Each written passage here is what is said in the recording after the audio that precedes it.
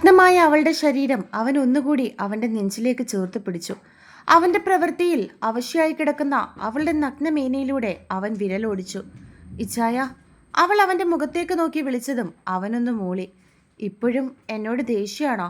അവൾ കണ്ണുകൾ നിറച്ചു ചോദിച്ചു. ദേഷ്യമല്ല, വെറുപ്പാണ് എനിക്ക് നിന്നോട്.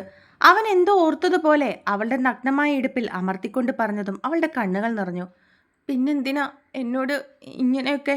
അവൾ കണ്ണുകൾ നിറച്ച് ചോദിച്ചു. Only for lust.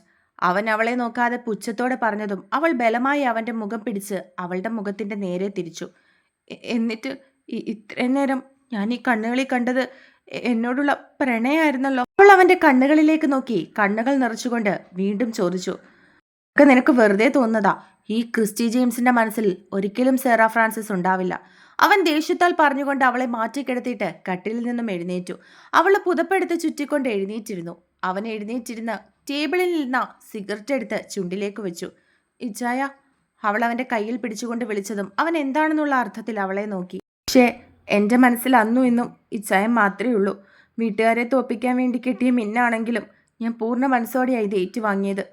അവൾ അവളുടെ മാറിൽ കിടന്ന മിന്നിൽ പിടിച്ചുകൊണ്ട് അവന്റെ മുഖത്തേക്ക് നോക്കി പറഞ്ഞു.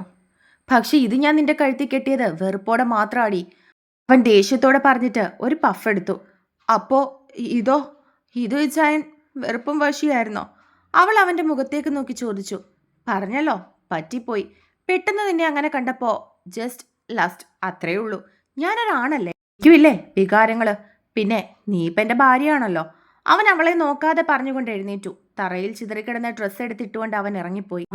അവൻ പോകുന്നതും നോക്കിയിരുന്നു. ഇച്ചായൻ എന്നോട് കള്ളം പറയുക. ഞാനിന്ന് ഇച്ചായൻ്റെ കണ്ണി കണ്ടത് പ്രണയം മാത്രമായിരുന്നു. ഇച്ചായൻ്റെ ആ പഴയ സേറയോടുള്ള പ്രണയം. അവൾ സ്വയം പറഞ്ഞു. സേറ, ഇന്നലെ ക്രിസ്റ്റിച്ചായൻ ഇറങ്ങുന്നത്? അവൾ നടക്കുന്നതിനിടയിൽ അവളോട് ചോദിച്ചു. ആ അതെ, 7 വർഷമായി. ഇച്ചായൻ ഒരുപാട് മാറിക്കാണും അല്ലേടി? ആ പഴയ ഇച്ചായനിൽ നിന്ന് ഒരു പുരുഷനായി കാണും അല്ലേ? സേറ നഖം കടിച്ചുകൊണ്ട് അവളോട് ചോദിച്ചു. പിന്നെ ഇല്ലാതെ, അന്നേ ക്രിസ്റ്റിച്ചായൻ സുന്ദരനല്ലേ?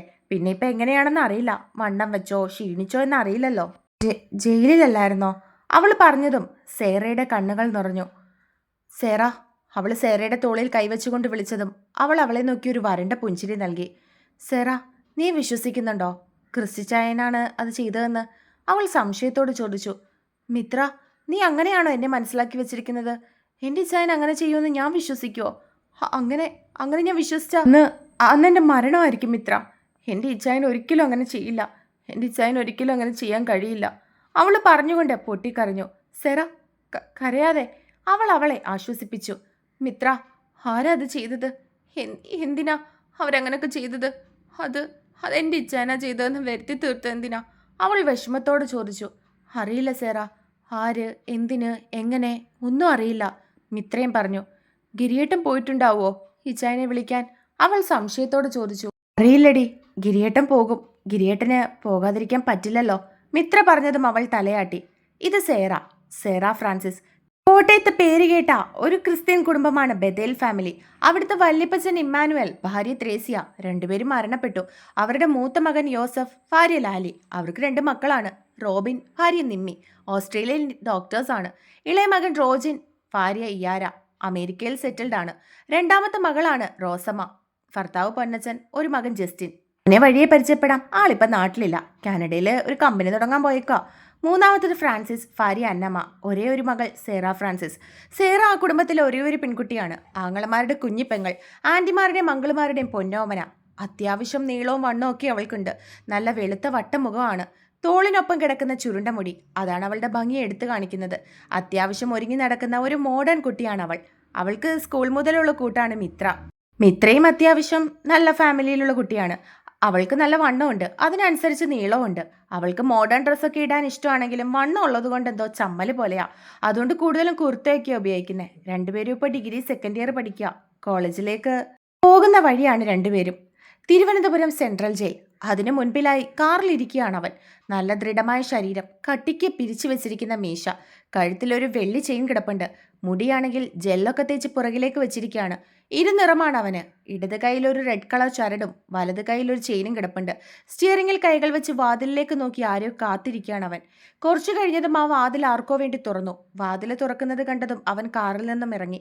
ഒരു ബ്ലാക്ക് കളർ ഷർട്ടും മുണ്ടുമായിരുന്നു വേഷം. അവൻ കാറിൽ നിന്നും ഇറങ്ങി കാലുകൊണ്ട് വാതിലടച്ച് മുണ്ടൊന്ന് മടക്കി കുത്തി. നിമിഷങ്ങൾ കഴിഞ്ഞതും വലതുകാല് വെച്ച് അവൻ ആ വാതിലിൽ നിന്നും ഇറങ്ങി. ഒരു ബ്ലൂ കളർ ഷർട്ടും മുണ്ടുമായിരുന്നു വേഷം. കയ്യിലും കഴുത്തിലും തന്നെ ഒന്നുമില്ല. അലസമായി നെറ്റിയിലേക്ക് വീണ് കിടക്കുന്നുണ്ട്. ദൃഢമായ ശരീരവും വിരിഞ്ഞിരിക്കുന്ന നെഞ്ചും. ഷർട്ട് പാതി തുറന്നിട്ടിരിക്കുകയാണ്.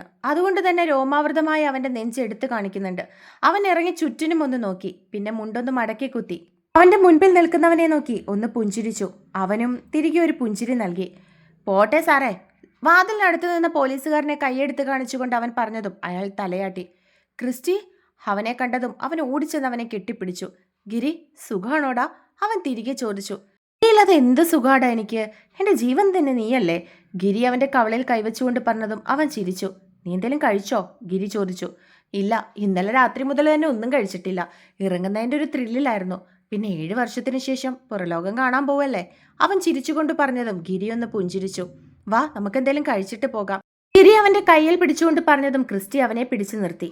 എന്താടാ? ഗിരി സംശയത്തോടെ ചോദിച്ചു. കഴിക്കാം, പക്ഷെ എനിക്കതിനു മുൻപേ ഒരാളെ കാണാനുണ്ട്. അവൻ പറയുന്നത് കേട്ടതും ഗിരി സംശയത്തോടെ നോക്കി. ഇപ്പോൾ ടൈം എത്രയായി? ക്രിസ്റ്റി സംശയത്തോടെ അവനോട് ചോദിച്ചതും അവൻ പെട്ടെന്ന് വാച്ചിലേക്ക് നോക്കി. 10 മണി കഴിഞ്ഞു. ഗിരി വാച്ചിലേക്ക് നോക്കിക്കൊണ്ട് പറഞ്ഞു. അപ്പോൾ ഇവിടുന്ന് കോട്ടയത്തേക്ക് 2-3 മണിക്കൂർ കാണുമല്ലേ? അവൻ സംശയത്തോടെ ചോദിച്ചു. അതെ, ബ്ലോക്കൊക്കെ കഴിഞ്ഞിട്ടാണെങ്കിലും നമ്മളൊരു 1:30 ആകുമ്പോൾ കോട്ടയത്തെത്തും. ഗിരി അവനെ നോക്കി മറുപടി പറഞ്ഞു. ഞാൻ ഇറങ്ങുന്നതിൻ്റെ അന്ന് സേറയ്ക്ക് എക്സാം ആണെന്നല്ലേ നീ അന്ന് എന്നെ കാണാൻ വന്നപ്പോൾ പറഞ്ഞത്? അതെ, ഗിരി തിരികെ മറുപടി പറഞ്ഞു. അപ്പോൾ 10 മണിക്ക് തുടങ്ങുന്ന എക്സാം 12 കഴിയുമ്പോൾ തീരില്ലേ? തീരും. എനിക്ക് അവളെ കാണണം. എന്നിട്ട് മതി എനിക്ക് ആഹാരം. അവൻ പറഞ്ഞതും ഗിരി സംശയത്തോടെ അവനെ നോക്കി. ക്രിസ്റ്റി, ഇനി എന്താ നിന്റെ തീരുമാനം? അവൻ്റെ തോളിൽ കൈവച്ചുകൊണ്ട് ചോദിച്ചതും അവൻ തലയുയർത്തി അവനെ നോക്കി. എന്തായാലും ആ വീട്ടിൽ നിന്നും എന്നെ ഇറക്കി വിട്ടു. ഞാൻ ജയിലിലുമായി. എൻ്റെ നല്ല പ്രായത്തിൽ 7 വർഷം. അതും ഞാൻ ചെയ്യാത്തൊരു തെറ്റിൻ്റെ പേരിൽ. അപ്പോൾ ഞാൻ വെറും കൈയോടെ അവിടുന്ന് പോകാൻ ഉദ്ദേശിക്കുന്നില്ല. അവൻ പുച്ഛത്തോടെയുള്ള ചിരിയോടെ അവൻ്റെ മുഖത്തേക്ക് നോക്കി പറഞ്ഞു. പിന്നെ? അവൻ സംശയത്തോടെ വീണ്ടും ചോദിച്ചു. എൻ്റെ ഒപ്പം ബദേൽ കുടുംബത്തിലെ ഒരേ ഒരു പെൺതരിയായ സേറ ഫ്രാൻസിസും കാണും, എൻ്റെ ഭാര്യയായിട്ട്. അവൻ എന്തോ ഉറപ്പിച്ചതുപോലെ പുച്ഛത്തോടെ പറഞ്ഞു. ക്രിസ്റ്റി, നീ എന്തായി പറയുന്നേ? സേറയെ അവിടെ നിന്നും കൊണ്ടുപോകാനോ? അവൾ വരുമെന്ന് നിനക്ക് തോന്നുന്നുണ്ടോ? അതോ അവർ നിനക്ക് അവളെ തരുമെന്ന് തോന്നുന്നുണ്ടോ? നടക്കാത്ത കാര്യങ്ങൾ പറയാതെ ക്രിസ്റ്റി. ഗിരി കുറച്ച് ദേഷ്യത്തോടെ അവനോട് പറഞ്ഞു. നീ ഈ രണ്ടാമത് പറഞ്ഞ കാര്യം ഒരിക്കലും നടക്കില്ലെന്ന് ക്രിസ്റ്റിക്ക് അറിയാം. പക്ഷെ ആദ്യം പറഞ്ഞതില്ലേ, അതിന്നും നടന്നിരിക്കും. ബദേൽ കുടുംബത്തിലെ സേറ ഫ്രാൻസിസ് എന്ന എല്ലാവരുടെയും പൊന്നോമനയായ അവൾ ഇന്ന് ഈ ക്രിസ്റ്റിയുടെ മിന്നെ ഏറ്റുവാങ്ങും. സമ്മതത്തോടെ തന്നെ ഞാനതവളുടെ കഴുത്തിൽ ഇട്ടിരിക്കും. അവൻ എന്തോ തീരുമാനിച്ച് ഉറപ്പിച്ചതുപോലെ പറഞ്ഞതും ഗിരി സംശയത്തോടെ നോക്കി. നീ പറയുന്നോന്ന് എനിക്ക് മനസ്സിലാവുന്നില്ല ക്രിസ്റ്റി. ജയിലിൽ നിന്ന് ഇറങ്ങിയപ്പോൾ നിന്റെ തലയ്ക്കെന്താ വല്ല അടിയേറ്റോ? അവൻ സംശയത്തോടെ ചോദിച്ചു. നിന്റെ എല്ലാ സംശയങ്ങൾക്കുള്ള ഉത്തരം ഇന്ന് നീ നേരിട്ട് കാണും. ഈ ക്രിസ്റ്റി വിളിച്ചാൽ അവൾ എൻ്റെ ഒപ്പം വരികയും ചെയ്യും. അവൻ ഉറപ്പിച്ചതുപോലെ വീണ്ടും പറഞ്ഞു. എടാ, 7 വർഷമായി. ഇപ്പോഴും അവൾ നിന്റെ പഴയ സേറയായിരിക്കുമെന്ന് നിനക്കെന്തെത്ര ഉറപ്പ്? ഗിരി സംശയത്തോടെ ചോദിച്ചു. ഉറപ്പില്ലാത്ത കാര്യങ്ങളൊന്നും ഈ ക്രിസ്റ്റി പറയാറില്ലെന്ന് നിനക്കറിഞ്ഞൂടെ? പിന്നെ ഈ ചോദ്യത്തിന് ഇവിടെ പ്രസക്തിയുണ്ടോ?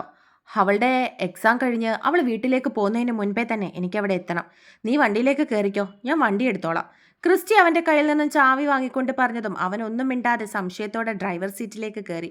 ക്രിസ്റ്റി ഡ്രൈവർ സീറ്റിലേക്ക് കയറിയതും ഗിരി കാറിൽ വെച്ചിരുന്ന ഒരു പൊതിയെടുത്ത് ക്രിസ്റ്റിക്ക് കൊടുത്തു. അവനത് കൈകളിലേക്ക് വാങ്ങിയിട്ട് തുറന്നു. ആദ്യം അവൻ അതിൽ നിന്നും സ്വർണ്ണക്കുരിശിൻ്റെ ഒരു മാല എടുത്ത് കഴുത്തിലേക്ക് ഇട്ടു. പിന്നെ അതിലുണ്ടായിരുന്ന ഒരു ടൈറ്റാൻ്റെ വാച്ച് എടുത്ത് ഇടത് കൈയിലേക്ക് കെട്ടി. അതിലുണ്ടായിരുന്ന ഒരു പ്ലാറ്റിനം വളയെടുത്ത് അവൻ വലത് കൈയിലേക്ക് ഇട്ടിട്ട് അതൊന്ന് മുറുക്കി. പിന്നെ കാർ സ്റ്റാർട്ട് ചെയ്തു.